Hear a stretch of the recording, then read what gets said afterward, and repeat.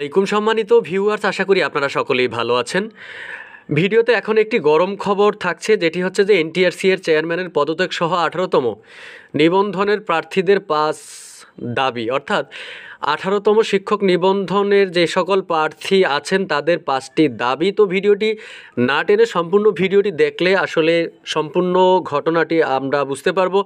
আশা করি আপনি ভিডিওটি না টেনে সম্পূর্ণ ভিডিওটি দেখবেন। চলুন আমরা দেখে আসি। আজকে 17 নভেম্বর 2024, অর্থাৎ আজকে কিন্তু এই খবরটি আজকের। আমরা দেখে আসি যে বেসরকারি শিক্ষক নিবন্ধন ও প্রত্যয়ন কর্তৃপক্ষ এনটিআরসি এর চেয়ারম্যানের পদত্যাগ সহ 5 দফা দাবি জানিয়েছেন 18তম শিক্ষক নিবন্ধনে লিখিত পরীক্ষায় অংশ নেওয়া প্রার্থীরা।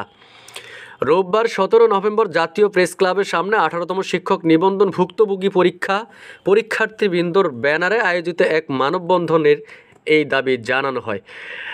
কেন হয়েছে সেটা আমরা একটু দেখি। যদি মানববন্ধনের পরীক্ষার্থীদের পক্ষে সমন্বয়ক ইলিয়াস হোসেন বলেন, জুলাই অভ্যুত্থানে আমরা আন্দোলন করেছি।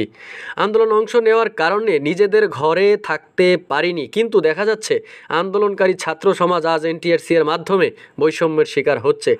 তিনি বলেন, 18তম শিক্ষক নিবন্ধন লিখিত পরীক্ষায় সব বিষয়ে 5 নম্বর হিসেবে 40 বিবেচনা করা হয়েছে, কিন্তু দুঃখের বিষয় আমাদের অনেক পরীক্ষার্থী 100 নম্বরের সঠিক পরীক্ষা দিয়েও লিখিত পরীক্ষায় ফলাফল অকৃতকার্য দেখানো হয়েছে।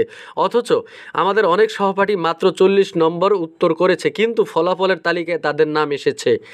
আমাদের লিখিত পরীক্ষার খাতাগুলো পুনরায় মূল্যায়নের ব্যবস্থা করতে হবে। অর্থাৎ এখন আপনারা বিষয়টি ভালোভাবে বুঝতে পেরেছেন যে 40 নম্বর উত্তর করেছে, কিন্তু ফলাফলের তালিকায় তাদের নাম এসেছে।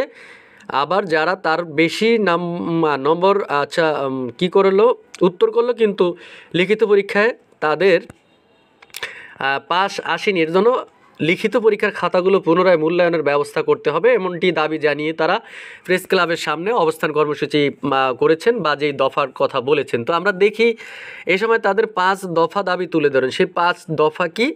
তাদের দাবিগুলো হলো, নিম্নোক্ত রোল নাম্বারধারীদের লিখিত পরীক্ষার খাতা পুনরায় মূল্যায়নের ব্যবস্থা করা, 18তম শিক্ষক নিবন্ধনের ভাইবা চলমান অবস্থায় দ্রুত ফলাফল পুনঃনিরীক্ষণ করা, এনটিআরসি এর চেয়ারম্যান মোহাম্মদ মফিজুর রহমান এবং যুগ্ম সচিব নূরে আলম সিদ্দিকীর পদত্যাগ, পূর্ণাঙ্গ ফলাফল রোল নম্বর উল্লেখ সহ এনটিআরসি এর ওয়েবসাইটে প্রকাশ করা এবং খাতা অন্য কোনো খাতার সঙ্গে যুক্ত করে আমাদের অকৃতকার্য করা হয়েছে কি না তা তদন্ত করা। অর্থাৎ আমরা দেখেছি এর আগেও যারা লিখিত পরীক্ষায় উত্তীর্ণ হননি তারা এনটিআরসি এর সামনে গিয়ে তারা অবস্থান কর্মসূচি পালন করেছেন, এবং আমরা পুনরায় আবার দেখি যে 18তম শিক্ষক নিবন্ধনের যে সকল প্রার্থী লিখিত পরীক্ষার ধাপ পেরোতে পারেননি তারা আবার অবস্থান কর্মসূচি করেছেন, এবং সেখানে এনটিআরসি এর চেয়ারম্যান এবং সচিবের পদত্যাগ সহ চাওয়া সহ তারা যে 5টি দাবি জানিয়েছেন তার মধ্যে যে আছে যে এনটিআরসি এর চেয়ারম্যানের পদত্যাগ এবং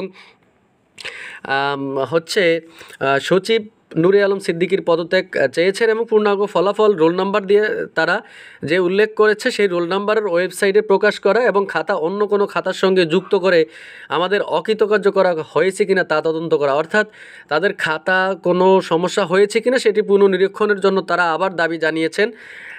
আমরা এমনটি দেখেছি 18তম লিখিত রেজাল্ট যখন পাবলিশড হয়েছিল তার কিছুদিন পরেও তারা এরকমটি আন্দোলন করেছেন।